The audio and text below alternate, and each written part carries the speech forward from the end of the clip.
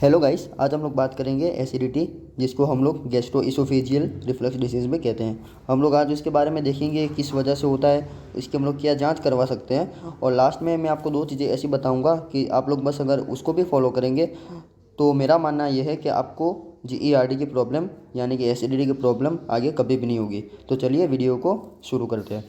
तो एसिडिटी, जिसको हम लोग जीईआरडी यानी गैस्ट्रो इसोफेजियल रिफ्लक्स डिसीज़ भी कहते हैं, ये ऐसी एक डिसऑर्डर है स्टमक और इसोफेगस का, जिसके अंदर हमारे जो स्टमक का कंटेंट यानी पेट का जो खाना है वो उसमें एसिड, और जो हमारा खाना होता है वो क्या होता है कि खाने की नली यानी कि ग्रास नली में वापस आ जाता है। जब ये एसिड पेट से लगा के खाने की नली में अगर वापस आ जाता है तो उससे हमें हार्टबर्न यानी कि पेट में और छाती के एरिया जो है उसमें जलन होगी, और हमें डिस्पेप्सिया भी हो सकता है। डिस्पेप्सिया मानी कि जो पेट का ऊपर का जो एरिया होता है यानी अपर एब्डोमेन, वहाँ पे हमको डिस्कम्फर्ट होगा, बर्निंग सेंसेशन भी हो सकती है यानी कि जलन भी हो सकती है, और फुलनेस भी लग सकती है। देखिए, सब लोग अगर ऐसे कहते हैं कि ये जो जीईआरडी यानी एसिडिटी है ये सिर्फ बड़ों को होती है, तो ऐसा नहीं है। ये जो एसिडिटी है वो 3 महीने का जो बच्चा होता है उससे लगा के किसी भी एज के पीपल को हो सकती है, यानी बच्चा हो, बड़ा हो या बूढ़ा हो, किसी को भी ये एसिडिटी हो सकती है। क्योंकि एसिड जो है वो बनने का तो शुरू हो जाता है ना, तो एसिड वापस आ सकता है। तो ये एसिडिटी किसी भी उम्र में हो सकती है। अब हम लोग बात करते हैं कि ये किस किस वजह से होता है। तो देखिए, हमारा तो स्टमक और इसोफेगस, ये दो के बीच में एक लोअर इसोफेजियल स्फिंक्टर इस नाम का एक मसल होता है। ये मसल क्या करता है कि जब भी हम लोग खाना खाते हैं तो खाने की नली से पेट में आ जाता है, उसके बाद ये जो मसल होता है वो बंद हो जाता है। तो उसके बाद क्या होगा कि जो खाना है वो हमारा वापस ऊपर नहीं आ पाएगा, है ना। लेकिन कभी कभी ऐसी चीज़ें हो जाती है जिसमें हमारी कुछ खाने की चीज़ें या फिर कोई और प्रॉब्लम हो गई, तो उससे क्या होगा कि जो खाना है वो वापस ग्रास नली के अंदर आ जाएगा, तो इससे हमको एसिडिटी होती है। तो ऐसी चीज़ें जिससे ये जो लोअर इसोफेजियल स्फिंक्टर इसको नुकसान पहुंचता है, वो चीज़ें कौन सी है। तो देखिए, इसके अंदर सबसे मेन चीज़ जो है वो है कैफ़ीन वाली चीज़ें। कैफ़ीन के अंदर क्या हो गया, तो उसके अंदर T, coffee, cold drinks, chocolate और स्पाइसी फूड्स, ये सारी चीज़ों के अंदर क्या होता है, कैफ़ीन होता है। तो कैफ़ीन क्या करता है कि जो हमारी एलईएस यानी लोअर इसोफेजियल स्फिंक्टर, इसको क्या करता है, रिलैक्स कर देता है। रिलैक्स कर देगा तो जो हमारा खाना और एसिड है वो सारी चीज़ें क्या करेगी, ऊपर आराम से जा सकेगी। और जब भी ये ऊपर जाएगी चीज़ें तो हमारी जो खाने की नली है उसके अंदर क्या होगी, जलन होगी। दूसरी चीज़ ये एक हियाटल हर्निया, तो उसकी वजह से भी एसिडिटी हो सकती है। वो हियाटल हर्निया है, वो इसोफेगस और स्टमक उसके बीच में जैसे मसल को समझ लो वो होता है। तो अगर उसमें कोई प्रॉब्लम होगी तो भी हमको एसिडिटी हो सकती है। उसके बाद एसिडिटी किस वजह से होती है, तो हाई इंट्रागैस्ट्रिक प्रेशर, यानी कि हमारा जो स्टमक है अगर उसके ऊपर प्रेशर पड़ेगा। देखिए, स्टमक क्या होता है, हमारा पेट एक खाने की थैली जैसा होता है। हम लोग अगर कोई भी पाव से कोई भी थैली को दबाएंगे तो उसके अंदर जो भी चीज़ें है वो क्या करेगी, उसका जो मुंह है वहाँ से बाहर आ जाएगी, है ना। तो इसमें क्या होता है कि स्टमक के ऊपर मान लो अगर किसी ने प्रेशर दिया यानी किसी ने दबाया, तो अंदर की जो भी चीज़ें हैं वो क्या करेगी, अंदर से बाहर आ जाएगी। अभी ये देखते हैं कि कौन सी चीज़ें ऐसी होती है कि जिससे इस स्टमक के ऊपर यानी कि पेट के ऊपर प्रेशर आता है। तो उसमें सबसे जो मोस्ट कॉमन चीज़ है वो है प्रेगनेंसी। अगर कोई फीमेल प्रेग्नेंट है तो उसके अंदर जो बच्चा होगा उसका प्रेशर स्टमक के ऊपर आएगा, और स्टमक के ऊपर प्रेशर आने से उसके अंदर जो पेट की थैली में जो एसिड है वो इसोफेगस यानी कि खाने की नली में आ जाएगा। तो प्रेग्नेंट वुमन जो है उसको एसिडिटी की प्रॉब्लम भी बहुत ज़्यादा कॉमन है।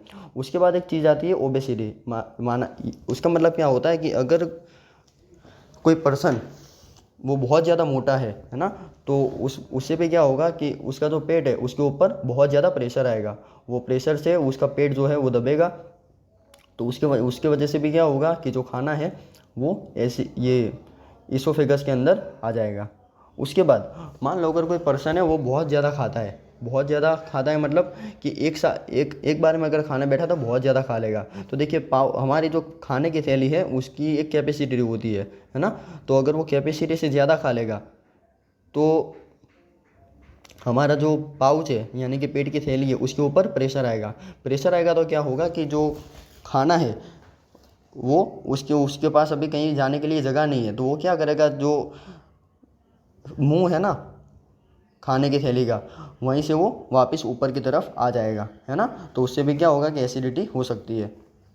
उसके बाद मान लो अगर कोई पर्सन है वो बहुत ज़्यादा टाइट कपड़े पहनता है, जैसे कि शर्ट हो गया, है ना, तो अगर वो बहुत ज़्यादा टाइट है तो उससे भी क्या होगा कि हमारा जो पेट है तो उसके ऊपर प्रेशर आएगा, तो उससे भी एसिडिटी हो सकती है। इसके बाद मान लो अगर कोई पर्सन है वो बहुत ज़्यादा टाइट कपड़े पहनता है, जैसे किसी पर्सन ने शर्ट पहना और अगर वो शर्ट बहुत ज़्यादा टाइट है या तो कोई भी ऐसे कपड़े हो जो बहुत ज़्यादा टाइट है, तो उससे भी क्या होगा कि हमारा जो पेट है उसके ऊपर प्रेशर आएगा और उस प्रेशर की वजह से जो हमारा खाने का कंटेंट है उसके पास कहीं जाने के लिए जगह नहीं होगी, तो जो इसोफेगस का रास्ता है उसी के रास्ते से वो बाहर आने का ट्राई करेगा, तो उससे भी हमें एसिडिटी हो सकती है। उसके बाद एक डिसीज़ है दूसरी, गैस्ट्रोपेरेसिस। उसके वो स्पेशली डायबिटीज़ मेलाइटस यानी कि जो डायबिटीज़ के पेशेंट होते हैं उसी में सिर्फ और सिर्फ देखने को मिलती है। तो जो गैस्ट्रोपेरेसिस है उसके अंदर भी हमें एसिडिटी देखने को मिल सकती है। उसके बाद कुछ ऐसी चीज़ें भी है जिसकी वजह से हमारा जो पेट का एसिड है उसका प्रोडक्शन बहुत ज़्यादा होता है। अगर ज़्यादा एसिड बनेगा तो ज़्यादा एसिड बाहर आएगा, है ना, तो उससे भी एसिडिटी हो सकती है। उसके अंदर कौन सी चीज़ें हैं जिसके अंदर, तो वो है अल्कोहल, स्मोकिंग, और बहुत ज़्यादा अगर आप लोग फैटी फूड खाओगे जैसे नॉनवेज हो गया, है ना, तो उसकी वजह से भी हमें एसिडिटी हो सकती है। अल्कोहल और फैटी फूड ये सब चीज़ों को डाइजेस्ट होने में यानी कि हजम होने में बहुत ज़्यादा टाइम लगता है ना। तो ज़्यादा टाइम लगेगा तो वो ज़्यादा टाइम तक हमारा पेट के अंदर ऐसे ही पड़ा रहेगा, तो उसकी वजह से क्या होगा कि ज़्यादा एसिड प्रोड्यूस होगा और ज़्यादा एसिड प्रोड्यूस होगा तो वो बहुत ज़्यादा बाहर आएगा। उसके बाद हम लोग देखते हैं कि हम लोग इसके अंदर क्या क्या डायग्नोसिस करवा सकते हैं कि हमें GERD यानी गैस्ट्रो इसोफेजियल रिफ्लक्स डिसीज़ ही है। तो उसके अंदर हम लोग PPI का ट्रायल दे सकते हैं यानी प्रोटॉन पंप इनहिबिटर का ट्रायल। उसके अंदर हम लोग क्या करते हैं कि जो पेशेंट होता है उसको हम लोग मेडिसिन देते हैं एक फिक्स टाइम के लिए, तो उससे हम लोगों को पता चल जाता है कि ये पेशेंट को GERD है। उसके बाद हम लोग बेरियम एक्सरे करवा सकते हैं। उसके बाद हम लोग 24 आवर्स का pH टेस्ट एक आता है वो भी हम लोग करवा सकते हैं। उसके बाद हम लोग देखते हैं कि हम लोग GERD में क्या क्या ट्रीटमेंट दे सकते हैं। तो जैसा कि मैंने आपको बताया कि PPI का ट्रायल ऐसा ही एक ड्रग होता है PPI के ट्रायल के अंदर प्रोटॉन पंप इनहिबिटर में, तो उसके अंदर हम लोग नोरान 40 mg, लोपेंड्राल 30, इसोहिल और नोस्पा ये सारे मेडिसिन हम लोग दे सकते हैं। और दूसरी जो मेडिसिन है वो है हिस्टामाइन इनहिबिटर्स।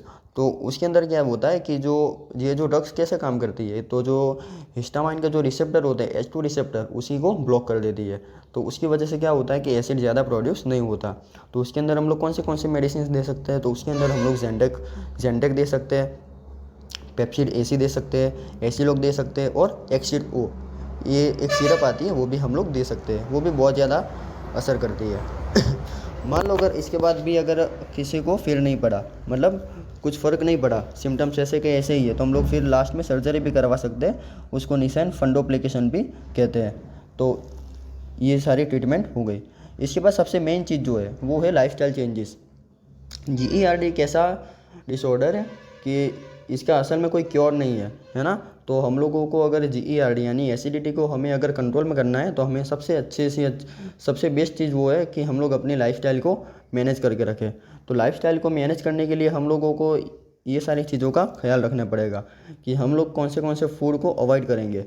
तो देखिए सबसे पहले जो एसिडिक फूड जिसके अंदर साइट्रिक एसिड मेनली होता है, उसके अंदर जैसे कि खट्टी चीज़ें हो गई, जैसे कि ऑरेंज हो गए, लाइम हो गए यानी कि लेमन से, टोमेटो से, ये सारी चीज़ों को हमें अवॉइड करना पड़ेगा।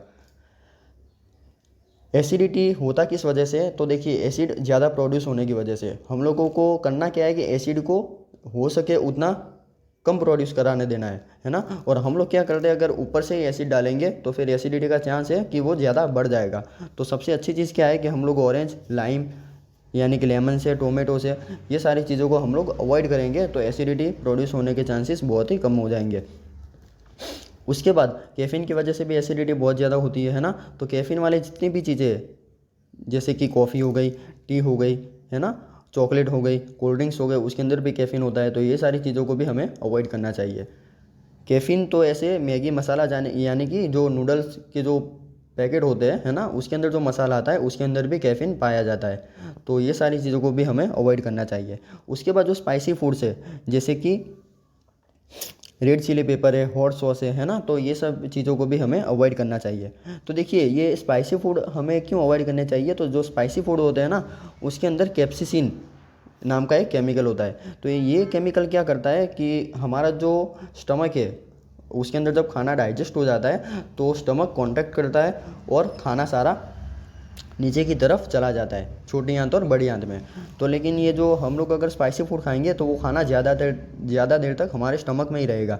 तो उससे क्या होगा कि खाना फिर धीमे धीमे सड़ जाएगा, एसिड ज़्यादा प्रोड्यूस होगा और फिर वो लास्ट में एसिडिटी प्रोड्यूस करेगा। उसके बाद दो चीज़ें ऐसी है कि उससे भी हमें एसिडिटी हो सकती है। एक तो है अनियंस यानी प्याज। अगर प्याज आप लोग कच्ची खाते हो स्पेशली, तो उससे भी एसिडिटी होने के चांसेस कई गुना बढ़ जाते हैं। और दूसरा है सॉल्ट यानी कि नमक। अगर आप लोग खाना खाते हो और खाने के अंदर आप लोग ऊपर से नमक डाल के खाते हो तो उससे भी चांसेस है कि आपकी एसिडिटी के चांसेस बढ़ जाएंगे।